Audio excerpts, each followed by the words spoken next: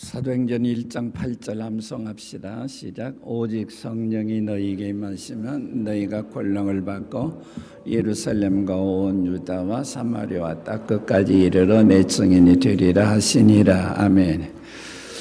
선교에 세 가지 요소가 있다면 선교사가 있어야 합니다. 미셔너리. 그 다음에 선교사를 기도와 물질로 후원하는 머더 처치가 있어야죠. 지원교회가 있어야죠. 그 다음에 선교사와 모든 교회 또 선교정책 또 선교를 이끌어가는 모든 선교단체 미션 소사이어티가 있어야죠. 이 세 가지를 선교의 삼박자 하모니라 그렇게 부를 수 있어요. 저는 오늘 그 머더 처치 모교회 입장에서 말씀을 드리겠습니다. 선교사님들이 선교와 그 모든 필요성을 많이 말씀드렸고 모교회가 머더 처치가 어떻게 선교할 것이고 선교사를 도울 것인가 그런 차원에서 말씀을 드리겠습니다.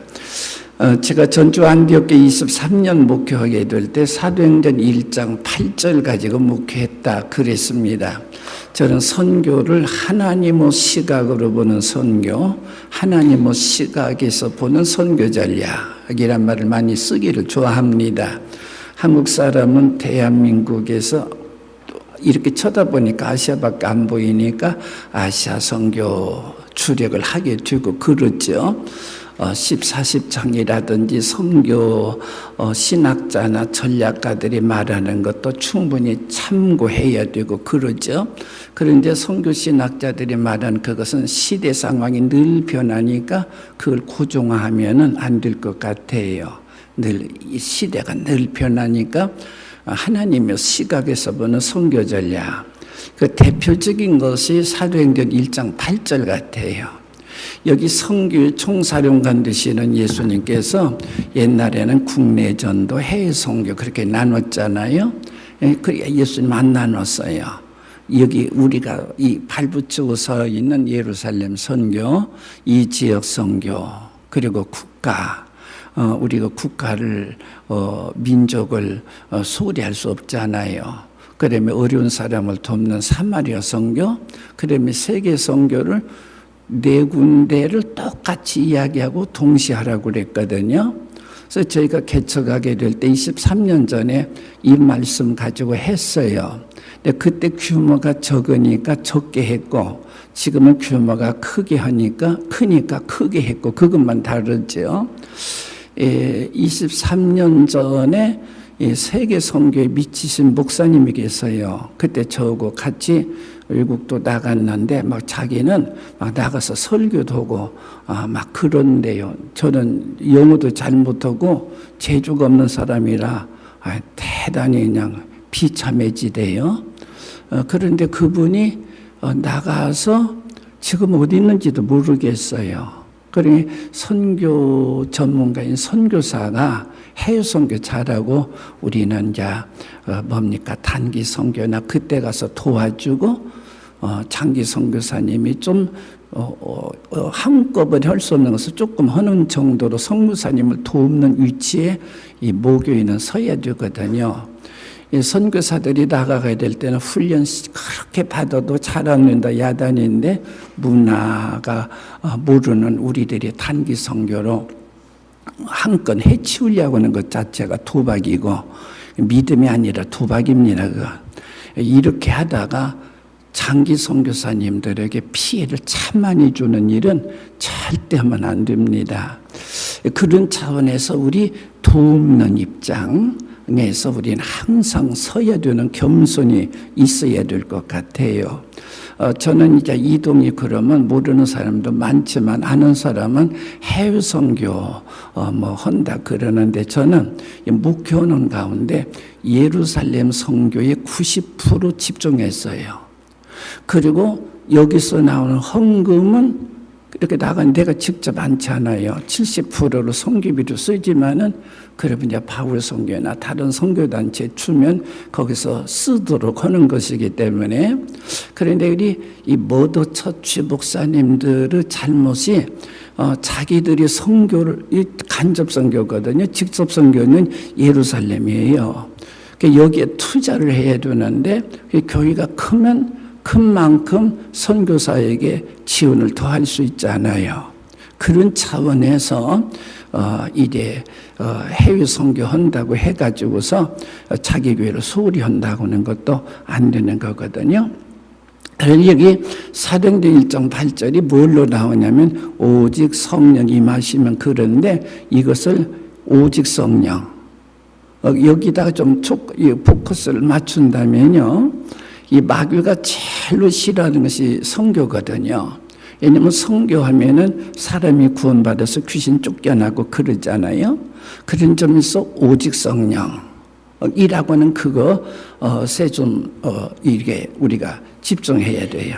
한번 따라합시다. 오직 성령. 크게 하십시다. 오직 성령.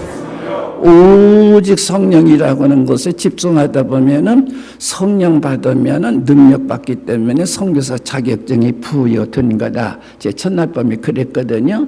성령은 받았는데 성령이 와 계시는데 성령님을 주인으로 모시고 상관으로 모시는 사람이 있는가 하면 성령을 무시해 버리고 그러면 능력이 안 나타나잖아요. 능력이 있는데 성령께서 활동 못 하시잖아요.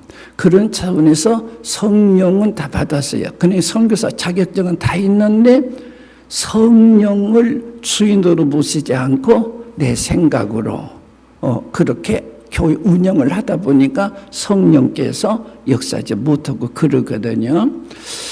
제가 예루살렘 선교 가운데 전주와 전라북도를 예를 들자면은 이제 이렇게 선교한다는 의미로 중보기도와 영적 전쟁한다 그랬어요. 나는 이번에 북가주 선교대 끝난 다음에 이 샌프란시스코를 우리 목사님들이 좀 구경시켜 줘서 봤어요.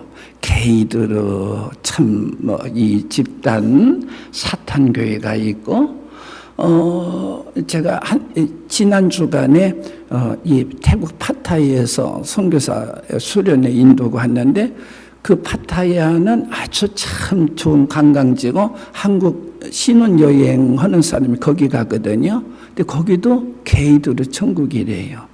러시아 이제 그 깡패들이 거기서 진을 이루고 있대요. 호주 게이들과 나체주의자들의 집중지역 아닙니까? 좋은 지역들을 마귀가 먼저 점령한 것 같아요. 그럼 어떻게 돼요? 우리가 탈환해야 돼요.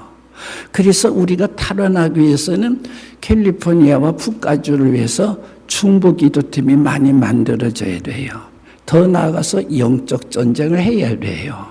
그래서 그러려면 어떻게 해요? 오직 성령.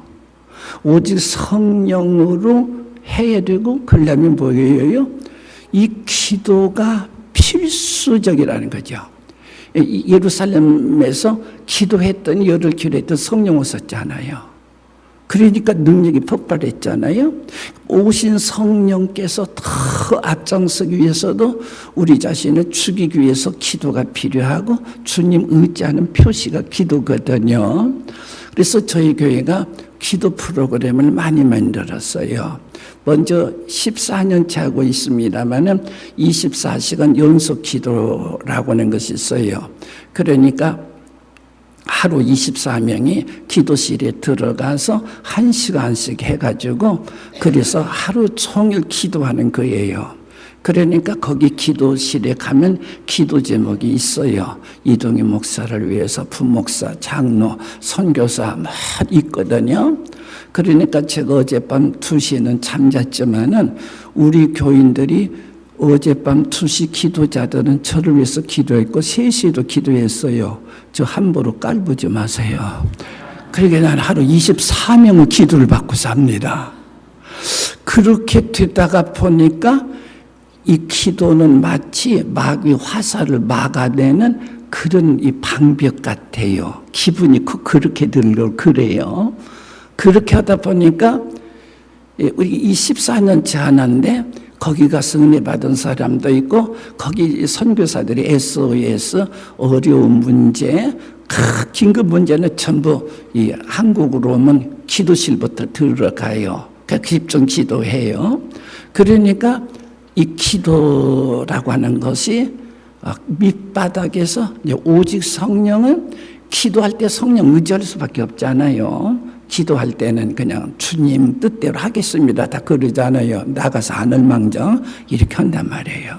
그러니까 오직 성령 이 저녁 기도에 힘쓰니라 해가지고서 성령 내렸기 때문에 성령 오시고 성령이 활동케 하는 거.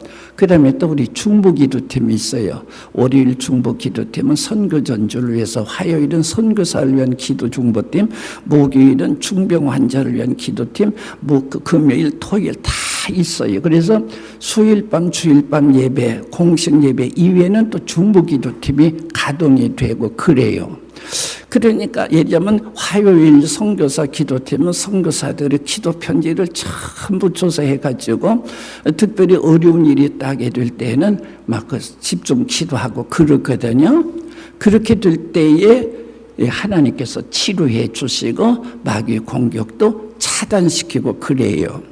선교하기로 출발한 교회들이 좌초되는 경우도 참 많아요. 여러 가지 이유가 있겠지만은 마귀가 선교하는 교회를 질러 총집중 공격할 것 아닙니까? 그러니까 우리가 총집중하게 되어진다고 알게 될 때에 대비해야 되죠. 그런 차원에서 오직 성령이 말씀은 선교사 자격증을 받는다는 뜻과 아울러 성령께 의지해야 이 증인이 된다는 그런 뜻이거든요. 그런 차원에서 먼저 이번에 선교사님들로 도전을 많이 받고 저도 앉아서 우리 선교사님들에게 참 은혜를 많이 받고 지금 휴게도 많이 하네요. 그런데 그것을 우리가 실현하려면 기도고 물어봐야죠. 하나님 앞에. 사도 바울이 환상 봤어요. 마게도냐 환상 보고 건너갔지만 바로 선교 안 했어요. 우리가 기도처가 있는가 하여 안식일에 강가에 나갔다가 수지 맞은 거거든요. 먼저 하나님 앞에 이 기도로서 시작을 하고 기도로 운영하고, 그래서 그런지 모르지만은 우리 23년 동안에 교회 분란 한 번 없었어요. 우리 통계 보면은요, 23년 동안 쭉 이제 그래프가, 교회 성장 그래프가 하향 곡선은 한 번도 없었거든요.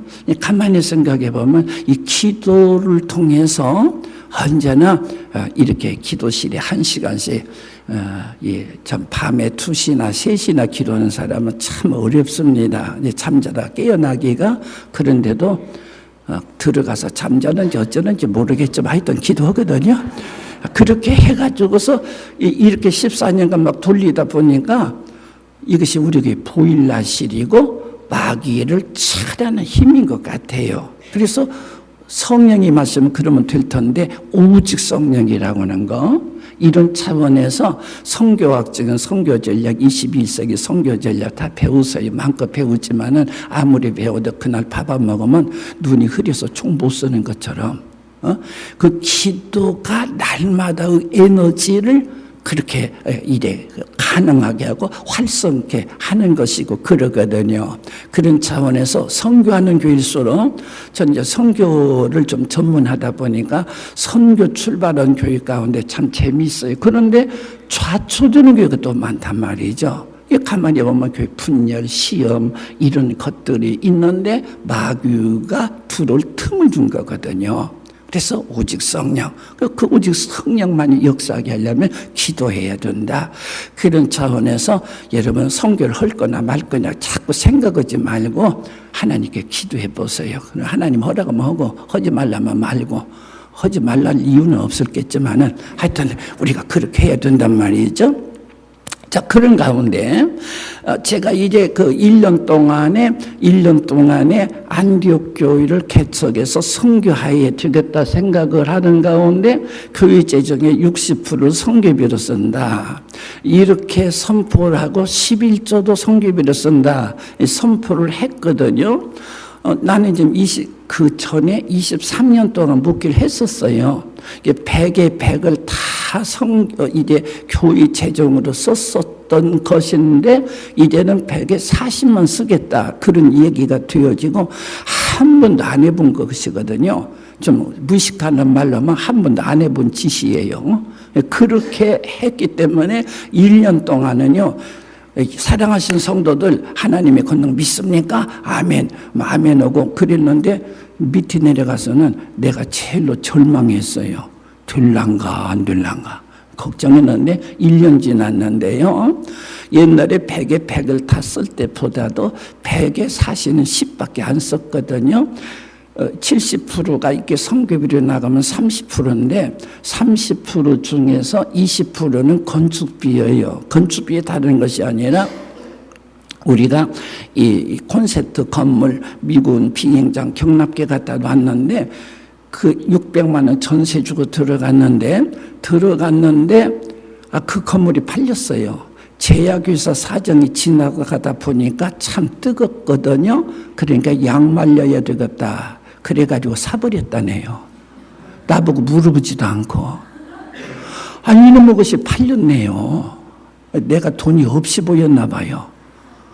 그래서 그때 개발지역이라 2층, 3층 건물이 없었어요. 그 하나만 누가 황량한 들판에다 지어다 놨거든요.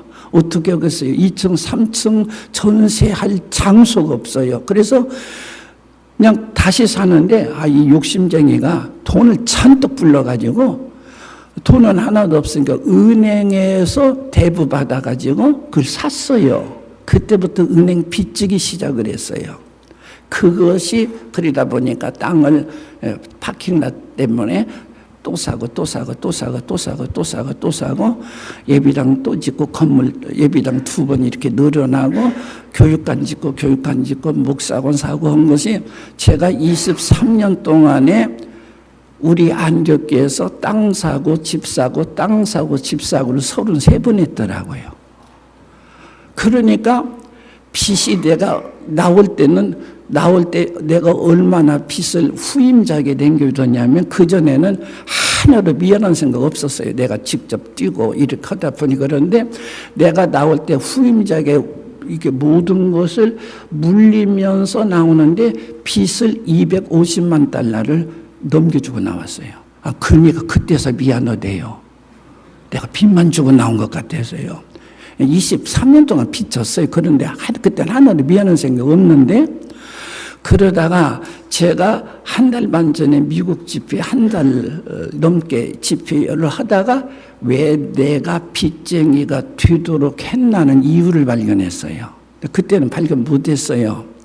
그랬는데 이유가 뭐냐면, 발견을 했는데, 미국 모든 교회가 예비당 하나 살려면 은행에서 23년짜리 혹은 30년짜리 그 돈을 대부받대요. 그래서 20년, 30년 상환하더만요. 그러니까 우리 교회는 예비당 새로 마련했는데 빚 때문에 지금 선교 못 옵니다. 그 말을 많이 들었어요. 그것이로구나. 내가 빚지면서도 선교했다 말하라고 그런가 보다. 그때서 깨닫고 빚지게 해주신 하나님을 감사했어요.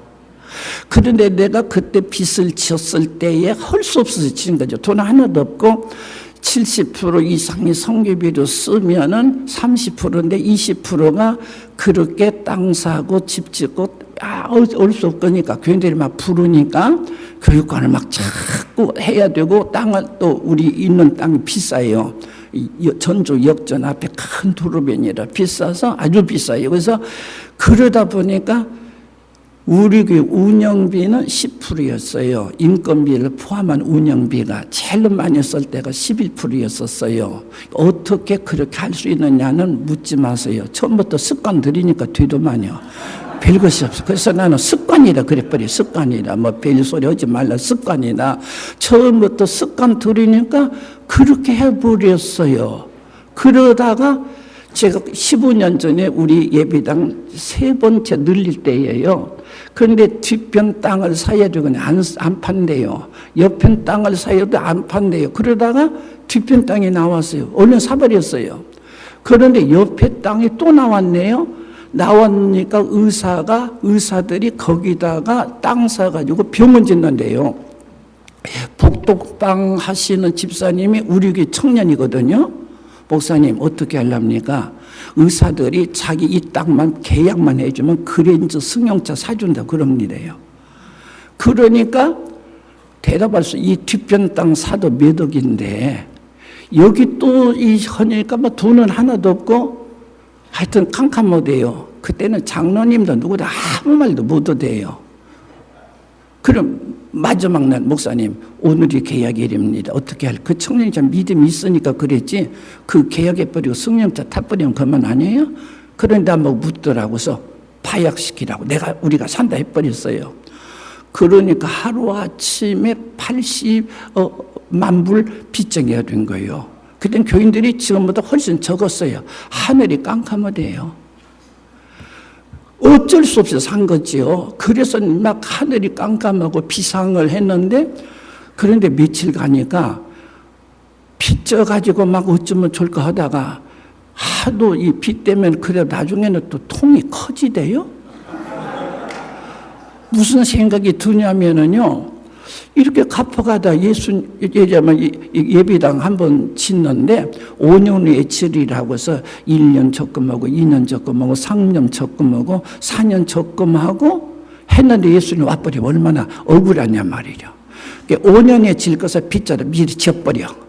그러면 1년 써서 줬고 2년 써서 줬고 3년 써서 줬고 4년 써서 줬고 예수님 와버리면 빚 안 갚아도 되니까 줬고요. 이런 유머가 만들어지더라고요.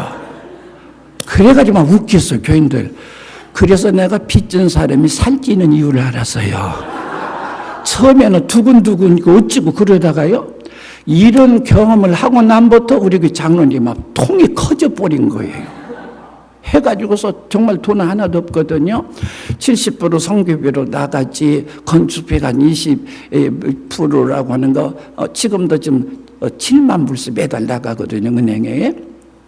그런데 하나님 아버지 어쩌랍니까?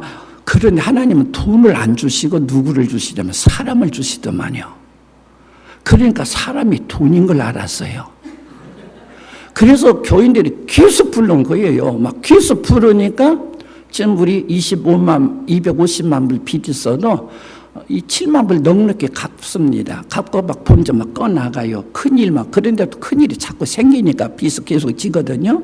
그러니까 이렇게 하다가 보니까 저는요, 빚을 안 지고 산 사람이에요. 제가 우리 가정이 조금 가난하게 살지 않았어요. 또 제가 없으면 굶지 빚지는 성질이 아니에요. 제 성질이, 제 얼굴 쳐다보세요. 순전하지 않아요. 이런 사람이거든요. 그런데 왜 하나님이 우리 교회로 하여금 전혀 나와 상관이 없는 하나님이 주시는 대로 할 일이지 무슨 빚지느냐, 그렇게 이론을 펼 사람이에요. 전혀 제 생각과 성질과는 전혀 다르게, 아니 교육했죠. 6개월 만에 그놈이 그 건물이 팔려버리고 그때부터 빚질 줄 누가 알았냐 말이죠. 그런데 일사 알았다니까요. 그래서 저는 그래요. 모든 교회들이 예배당 한번 지려면 빚도 지고 그러다 보니까 빚 갚기까지는 아무것도 못합니다. 그런 말을 제가 이야기할 수 있는 자격증을 받은 거예요. 그러면서 저는 그래요. 빚졌어도 하라. 우리는 우리 땅 한 평, 우리 건물 한 평 없을 때도 선교 3월 26일 날 개척해가지고 4월부터 바로 했거든요. 그러니까 지금 여러분이 선교를 해야 되느냐 안 해야 되느냐 시기 따지지 마세요. 해야 되느냐 안 해야 되느냐 생각을 한 지금이 바로 할 시기인 줄로 믿으시기를 바랍니다. 자, 그렇게 하다가 보니까 저 교회 운영을 이제 10% 가지고 어떻게 하느냐 하다 보니까 오직 성령, 다시 따라합시다. 오직 성령, 크게 합시다. 오직 성령. 그때마다 하나님이 지혜를 주시는데요. 저는 원래 머리가 좋은 사람이 아니에요. 저는 국민학교를 삼수해서 들어갔습니다. 세상에 대학교 재수생, 삼수생은 봤지만 국민학교 삼수생이 어디 있습니까? 제가 이렇게 머리통이 완전히 밥통이에요. 그런데 제가 교회 개척하게 될 때에 이렇게 하리라고 생각했던 것은 10분의 1도 안 돼요. 지금 오늘날 이루어진 걸 보면요. 그러니까 이동의 머리통 가지고는요 아무것도 못하는데, 성령께서 이 나쁜 머리통, 밥통 같은 이 청이 같은 멍청이, 청이 같은 이 사람도 하나님이 지혜를 누가 어떻게 주시냐? 오직 성령 가운데 주시다라는 거예요. 그러니까 여러분의 가계부와 여러분의 그 교회 예산 보시고 쉬지 마시고 오직 성령 부르짖으세요. 그때마다 지혜를 주시고, 하나님은 선교를 제일 좋아하시잖아요. 좋아하시는 하나님께서 그때마다 때를 따라서 주시는 은혜 있는 줄로 믿으시길 바랍니다. 자, 70%가 처음에 70%인지 몰랐어요. 40% 가지고 쓸 줄 알고 60% 했는데 11조를 성교비로 쓴다. 11조가 몇 프로 모르니까 60% 했던 건데 하나님은 10%만 쓰게 하신 거거든요. 그러다 보니까 모든 기관을 자립시켜야 되겠다는 생각이 들었어요. 그래서 선포했어요. 모든 기관은 자립하라. 그래서 성가대도 주일학교도 중고등부도 심지어 유치부까지 주일날 예배 드릴 때 나온 헌금만 가지고 쓰라, 그것이었어요. 유치부 아이들이 10명이면요 한 주일에 1달러씩 내면은 넉 주일이면 40달러 아니에요? 그것만 가지고 쓰라, 그런 뜻이었어요. 그랬는데 1년 동안에 하나님 은혜 주시는데 잘 되더라고요. 그래서 제가 1년 만에 확신을 얻었어요. 그러니까 내가 지금까지 23년 동안에는 예산 세워야 되는 줄 알고, 우리 장로교회는 첫 주일, 매해 첫 주일에 공동의회예요. 그때 싸움판이거든요. 왜 우리 주일학교는 1%밖에 안 올렸습니까? 창가대는 2% 올려고 막 삿대질하고 그래요.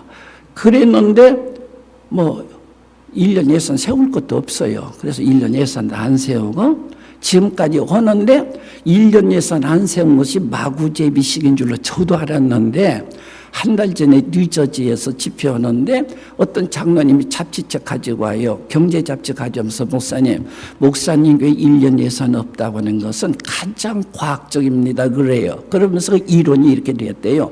모든 기업도 1년 예산 세우지 말라. 1년 예산 세우면 기업이 무한 발전 못한다. 그 이론을 쓴 책이에요. 잡지예요. 그러면서 아주 경제 이론에도 예산 세우지 말고 하라는 이론입니다고 나를 갖다 주어요. 그래서 내가 괜찮은 사람이구나 그런 생각을 했어요. 그래서 1년 예산 세우지 않으니까 1월달, 3월달, 5월달, 7월달 헌금이 계속 올라가요. 왜냐하면 선교사들의 요구가 계속 올라가거든요. 만일에 1년 예산 세웠더라면 1년 예산 초과입니다. 금년 사업은 끝났습니다. 무도입니다. 그러고 말 거예요. 그러면 우리 교회가 주로 바울 선교 많이 지원하니까 바울 선교의 성장도 아마 그렇게 우리 교회에 모든 것에 따라, 우리 교회 안에 있는 건 아니고 바울 선교는 1,500개의 교회나 개인들이 지원하는 초교파 선교단체입니다. 그러니까 우리 교회가 다는 아니지만 좀 비중을 좀 많이 가지고 있는 것 뿐이거든요. 그렇게 했어요. 그런데 주일학교도 헌금하는데 제일로 문제가 찬양대던데요. 찬양대는 예배를 안 드리잖아요. 그게 헌금이 없잖아요. 그러니까 제가 처음에 그랬어요. 나중에는 그럴 필요도 없지만은 하나님께서는 중심을 보십니다. 꼭 가운을 입어야만 합니까? 마음과 정성 다해서 하나님께 찬양하세요. 가운 안 사주려고 그런 소리 한 거거든요. 그렇게 했어요. 그런데 지금 보면요, 여름 가운, 겨울 가운 다 입고 찬양을 해요. 우리 한국 여자들은 세계적으로 옷 차려입기 1등이거든요. 어떻게 했는지 저는 모르겠어요. 누가 사주는지 개인들이 하는지 모르겠어요. 성경 말씀에 11조 낸 돈 가지고 가운을 해주고 찬양하여 내가 듣는다. 그 말이 어디가 있어요? 성경에 없잖아요. 또 은혜 받은 감격으로 하나님 앞에 찬양하는데 그건 한 10달러, 20달러밖에 안 되는 거 좀 자기가 사이 거면 어떻게 무엇이 나빠요? 아무렇지도 않고 오히려 영광스럽거든요.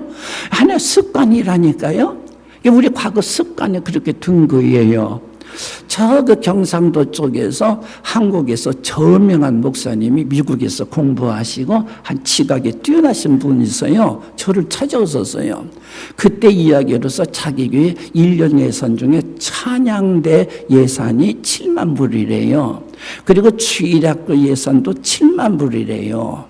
그런데 이거 작은 교회는 7만 불 크다 할는지 모르지만은 그렇게 큰 교회는 찬양대가 서너 개 되게 되거든요. 그러면 한 찬양대에 한 12,000~13,000 불씩 돌아가요. 그러면 한 달에 보통 이제 1,000불 정도 돼요. 1,000불 정도 되면 그렇게 수가는 찬양대 회원들 40명 휴식이라도 한 달에 한 번 해줘야지. 그 다음에 찬양대 지휘자 반주자 여비도 줘야지. 피스대금 들어가지. 그 다음에 애기영사 돌봐야 되지. 모자라거든요. 근데 그 다음에는 8만 불 올려가고 그래요. 교회들이 자기들이 돈 쓰는 거 하나도 잘못 쓴다고 생각하는 게 하나도 없어요. 근데 이 목사님은 깨신 분이거든요. 그러니까 목사님 어떻게 됩니까? 그러면 걱정 얘기하는 거거든요. 저는 속으로 그랬죠. 우리 교회는 땡전도 없는데 그랬거든요. 우리는 1년 예산이 없으니까 찬양대 주의 반주자 여비 주는 일도 없고 다 그러거든요. 그러면서도 잘 운영하거든요.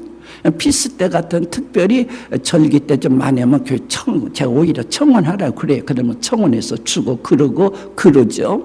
그러니까 자립을 선포하니까 의뢰 그런 줄 알아버려요. 여러분 음식점에 가면 서로 자기가 돈 낸다고 싸우잖아요.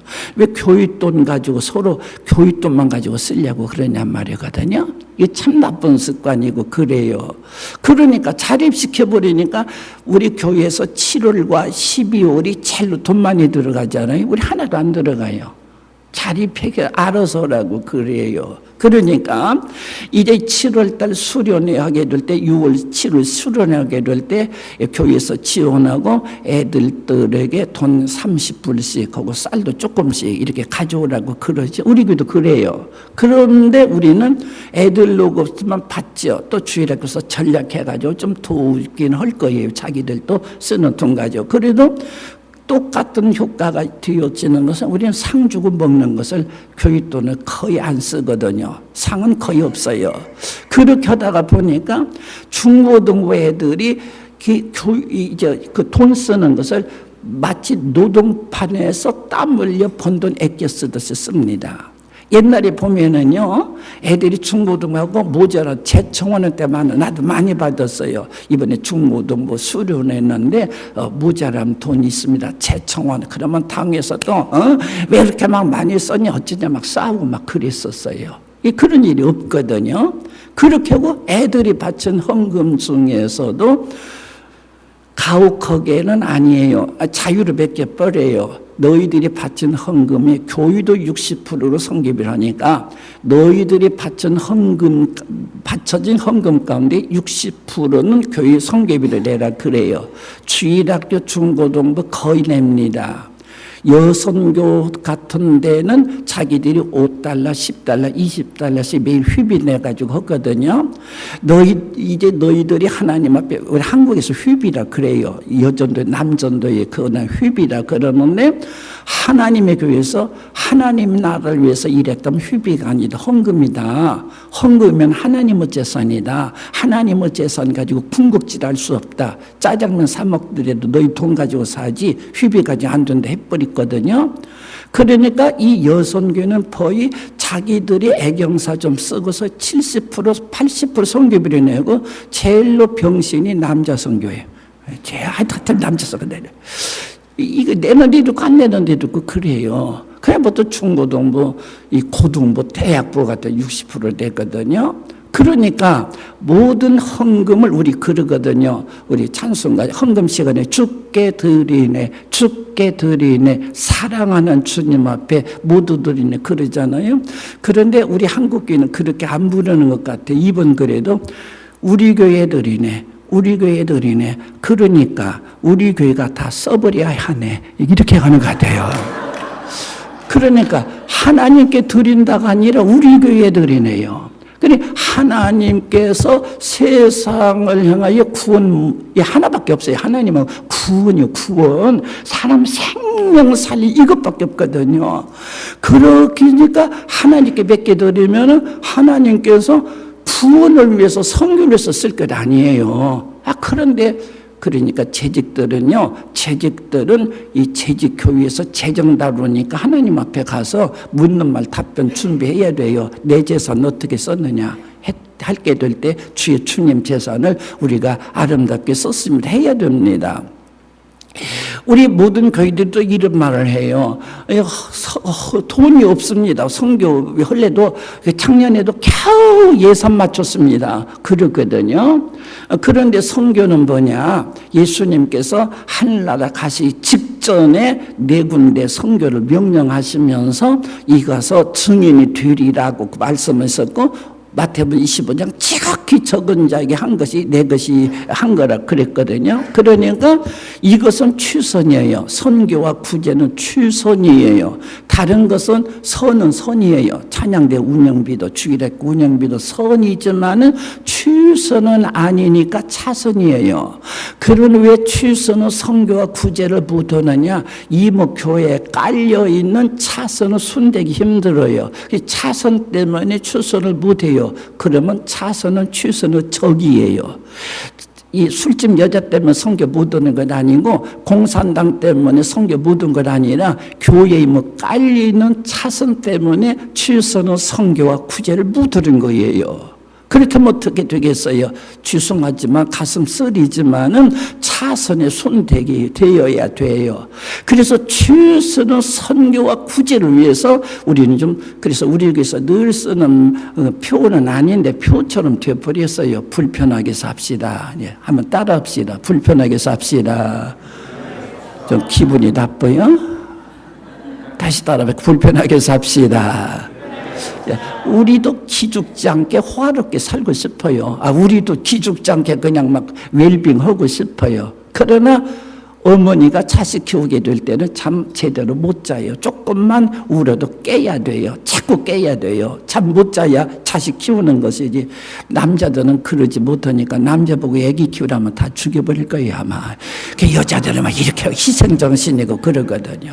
그러니까 우리가 이 선교도 최선을 위하여 차선을 이제부터 여러분이 미국에 사시니까 잘 아시잖아요. 그 목적이 이끌어가는 교회, 목적 이끌어가는 삶 만들으신 분이 여기 계시잖아요. 그러니까 선교라는 큰 목적이 있으니까 불편도 다 거기서 기쁘게 감당하고 그 불편하게 사는 것 자체가 자존심이고 자부심이 되는 거예요. 그러니까 우리 하나님께서 오늘 우리들이 그러다 보니까 이게 자꾸 선교비는 올라가지요. 그러다 보니까 자꾸 하나님 막 시정을 해 주세요. 그래서 예를 들면은 결혼식이 있어요. 결혼식 때 미국계는 어떻게 하는지 모르겠어요. 결혼식 때 딸 아들 결혼할 때 $30, $50 주는지 모르지만 우리는 $10 정도 예배상 하나 줘요. 장로 아들이든 집사 딸이든 할 거 세신자 하더니 그렇게 줘요. 그 결혼식 끝난 다음에 제주도 신혼여행 갔다 오거든요. 갔다 와서 가정예배 드려요. 가정예배 드릴 때 전주 안디옥에서 준 예배상도 그 예배 드리죠. 축 결혼 전주 안디옥교회. 그러면 결혼 축하는 안디옥교회 하나밖에 아는 것까지 느껴져요. 왜냐하면 돈은 다 써버렸으니까. 이건 남아있거든요. 보여지거든요. 10년은 생생낼 수 있거든요. 그러니까 적은 돈 가지고도 아무렇지도 않아요. 지금까지 나 교회 1억 헌금했는데 왜 내 아들 외아들 개혼인데 이렇게 교회에서 예배상 $10짜리밖에 안 주니 아무것도 없어요. 그 돈 전략이 교육 규모가 크다 보니까요. 그 돈 전략이 대단합니다. 저는 성경 암송대회를 좀 했어요. 그다음 안디옥교회를 개척한 다음에 성경 암송대회를 했어요. 그리고 믿음상, 소망상, 사랑상 가려야 되잖아요. 가리기까지 했는데 상을 준비 안 했네요. 얼른 내 옆에 기도실이 집무실이라 가서 책 사고 한 번 걸려 나눠 주었어요. 그리고 그 다음부터는 성경 암송 대회 이름을 고쳤어요. 성경 암송 대회를 성경 암송 예배로. 예배니까 상 안 줘도 되잖아요. 이렇게 되다 보니까 우리에게 뭐 전도상을 비롯 해서 상을 하나도 없어요. 그렇게 하더라도 성경 암송 대회 할 때는 상 타기 위해서 열심히 했고, 암송 예배라 하게 될 때는 상이 없으니까 아내는 안 그래요. 상 줬을 때는 김 집사가 이번에 산왕상 탔어. 목사님하고 무슨 썸씽 있는가 봐. 이러고 그러죠. 오히려 상 안 받은 사람이 불평이 더 크는데요. 상 안 주니까 막 깔끔해요. 그리고 여기서 나오는 전략할 돈이 얼마나 많은지 몰라요. 그러니까 우리 교회 이 선교라는 것은 전략의 힘이라는 것이 대단합니다. 이 처음 우리 안디옥교회를 개척한 다음에 처음 크리스마스를 당했어요. 크리스마스를 당했는데 저도 그랬거든요. 당회장은 그래 이러는 줄 알았어요. 그래서 찬양대원들, 그 다음에 이제 뭡니까 이제 교구장들, 그 다음에 뭐 구역장들 말이에요. 이런 사람들 뭐 주일학교 교사들은 크리스마스 때 선물 손수건 작년에 주었으니까, 재작년은 비누깍 주었으니까 금년에는 뭐 줄까 하잖아요. 그럼 이게 우리 한국교회가 개척했는데 도와주는 교회인데 우리가 먹어서도 안 되고 돈도 없고, 그러다가 크리스마스 날 작년까지는 주었거든요. 교회 돈으로 산 거지만 목사가 목이 힘줄 썼잖아요. 그런데 없으니까 요한계시록 2장 10절 말씀을 강의하는 거거든요.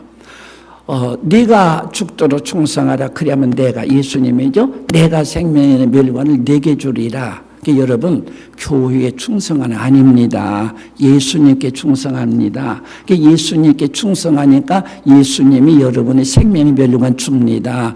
교회는 상 줄 필요가 없습니다. 그리고 끝나버렸어요. 그러니까 그러면서도 마음이 쩔리대요. 여러분, 저도 전주 안디옥교회를 개척했어요. 얼마나 제가 사랑하겠어요. 그러나 안디옥교회 충성한다 그러면은 내가 충성한 만큼 교인들이 내게 잘해줍니까? 보상해줍니까? 섭섭하려고 그래요. 그때마다 나는 예수님께 충성했지. 그러면 마음이 개운해져요. 여러분, 교회에 충성했다고는 막 아주 틀린 말은 아니에요. 그러나 정확한 말은 아니에요. 내게 예수님께 충성하면 내가 네게 생명의 멸류관 주리라. 여러분, 교회를 통해서, 안디옥교회를 통해서 주님께 충성한다, 이 얘기를 했어요. 끝났어요. 그런 이것이 역작용을 일으켰어요. 젊은 애들이요, 이유 없는 반항을 하는 시기라 그러거든요. 그렇지 않아요. 그래도 살아있는 정신은 젊은이들이거든요. 이것이 진짜 교회다 해가지고 젊은이들이 쏟아지기 시작했어요. 그래서 우리는 젊은이들이 많습니다. 그러니까 얕잡아 보지 마세요. 그래서 상 안 줬더니 이것이 엄청, 지금까지 그래서 크리스마스 때 아무런 상이 없어요. 주일학교 학생들도요, 어른들이 구역에서 해온 떡을 가지고 나눠 먹고 애들이 나눠줘요. 저는요, 참 장로아들로 태어났어요. 모태신앙이거든요. 그러니까 어머니가 돈 잘 주니까 헌금상 타고, 안 빠지니까 개근상 타고, 둘이 어머니가 얼마나 극성맞은지 내가 6살 때부터 작년 예배 참석해서 밤이나 낮이나 빠진 적이 없어요. 성경 말씀으로 중독이 들려버렸어요. 그러니까 묻는 말 다 혼자 대답 잘하니까 모범상 이렇게 사들었어요. 그러니까 크리스마스 날 목사들 딸, 장로아들 딸, 집사들 딸들 막 상을 가지고 막 기분 내고, 안 믿는 집에서 나온 애들 아빠 몰래 나오려고 개구멍으로 나오다가 몸뚱이에 두들겨 맞아요. 한 달에 몇 번 결석해요. 지각도 잘해요. 헌금 하나도 없어요. 그러니까 일반적으로 주는 나쁜 연필 하나 가지고 죄 지은 사람 같이 가고, 목사들 딸들, 장로들 딸들은 막 기가 나고 가고, 이 모습을 보신 하나님 얼마나 진노하셨을까요? 나를 위해서 핍박받는 자를 교회까지 박해하느냐? 여러분, 지금 모든 교회가 새로 믿는 성도와 그 자녀들 박해하고 있습니다. 성적 위주의 교육을 교회까지 했거든요. 누가 신앙의 성적표를 잴 수가 있고 표현하고 상 줄 수 있냔 말이에요. 제가 이 말을 하면요, 집회 끝난 다음에 목사님 제가 피해자입니다. 내가 교회 갔었는데요, 믿는 것들 꼴 보기 있어서 그만뒀다가 시집 간 다음에 믿습니다. 피해자가 얼마나 많은지 몰라요. 여러분, 하나님의 재산을요, 하나님 앞에 바치고 아름답게 쓰도록 해야 돼요. 또 하나는요, 우리가 사는 세상 속에서 참 웃고 먹고 맨입으로 되냐 그러거든요. 뭐 입부터 이렇게 채워줘야 되는 건 사실이에요. 그런데 여선교회는 어디든지 다 잘 돼요. 여전도 여선교회가 1년 동안 휴비 내가지고 막 교회 김장도 해주고 살림도 해주고 다 했는데, 그런데도 3,000달러가 남았네요. 그러니까 야 박수 치면서 임원들이 이번에 우리 선교회가, 우리 여선교회가, 마리아 여선교회가 하나님의 축복 받았습니다. 이 3,000달러 어떻게 할까? 우리 회원들이 회비도 잘 내고 김장할 때 잘 와서 돕고 그랬으니까 선물 하나씩 줍시다 하고서 냄비 하나씩 다 사다 주었어요. 그런데 동남아시아나 저 아프리카 가면, 시골에 가면요, 3,000불이면은 예배당 하나 지을 수 있어요. 그러니까 3,000불 예비당을 부셔가지고 냄비 조각 하나씩 가져가지고 집으로 간 것이나 똑같아요. 그 3,000불 선교 마인드만 있으면 그쪽으로 예비당 안에 지을 수 있는 돈인데, 선교 마인드가 없으니까 예비당 부셔가지고 냄비 조각 가지고 가서 집에 냄비가 이렇게 쌓였어요. 지금 이렇게 쌓였어요. 지금 이 교회에서 상이라고 받아가는 거 집에 가면 막 이렇게 쌓였어요. 하나님 재산 가지고 그러거든요. 이 우리들이 다시 한번 하나님 앞에 크리스마스 때 하나님께 바치고 어려운 사람을 도와줘야 되지. 왜 우리 교회들 음식점에 가면 음식이 남아가지고 막 썩어가지고, 그런 판국인데 배가 너무 불러서 살찌는 판국인데 왜 하나님 재산 가지고 그런 짓을 하냐고 말이에요. 이런 차원에서 선교 마인드 없으면요, 하나님 재산 가지고 아주 나쁜 짓을 하게 되는 것이나 마찬가지 되져요. 이런 차원에서 우리 하나님이 주시는 이 선교 마인드 가지고 모든 것을 아름답게 할 수 있는 주님의 종들 되시기를 바랍니다. 마지막으로 말씀을 드립니다. 선교는 예수님의 명령이라면 선택의 여지가 없어요. 목사님, 우리 교회는 아직도 이러니까요, 예비당 옮긴 다음에 그 다음에 선택이 오늘이 오늘. 하나님은 시간을 항상 오늘이라 그러잖아요. 오늘이 하나님의 시간이에요. 내일은 내 것 아니에요. 하나님이 주시면 받는 것뿐이에요. 그래서 우리가 다시 한번 선교사로 출발하고 하나님의 뜻을 이뤄나가는 주의 종들 다 되시기를 바랍니다. 우리 교회가 3월 달에 개척을 하고서 여름 성경학교 지나왔어요. 지나온 다음에 그때 여파였던 것 같아요. 다른 교회는 막 경품 걸고 여름 성경 막 주고 먹이고 그러거든요. 아무것도 없어요. 선생들이 좀 사서 먹이고 그런 거거든요. 7월 달이 지나고 8월이 지나고 9월 정도 돼서 애들이 다른 교회로 다 가버렸대요. 그러니까 먹을 것이 맛있었던가 봐요. 선생님, 그런데 나도 모르는 사이에 된 일인데 선생님이 지지 않았어요. 끝까지 붙대. 다른 교회로 다 갔던 애들이 다 돌아왔어요. 먹어봤댔자 별것도 없거든요. 그리고 크리스마스 때 장문지라고 했대요. 우리 교회. 그 애들이 90%가 이렇게 나왔어요. 우리 교회는 깡통 쪼개요. 엎어놓은 것 같다. 그러나 우리 교회는 좋다. 왜냐하면 성교와 구자기 때문에. 그래서 우리 교회가 깡통교회로 소문난 연유가 거기에 있습니다. 그래서 우리는 확신을 가졌어요. 애들 90%가 우리 교회는 좋다, 이기는 거거든요. 그러니까 우리 지금 아무것도 안 주지만 다른 교회 주일학교 안 된다 그러죠. 우리는 안 되지 않아요. 애들이 영성이 더 밝아요. 23년 전부터 먹을 것 안 줬는데도 아무렇지도 않아요. 이제 한국도 부자입니다.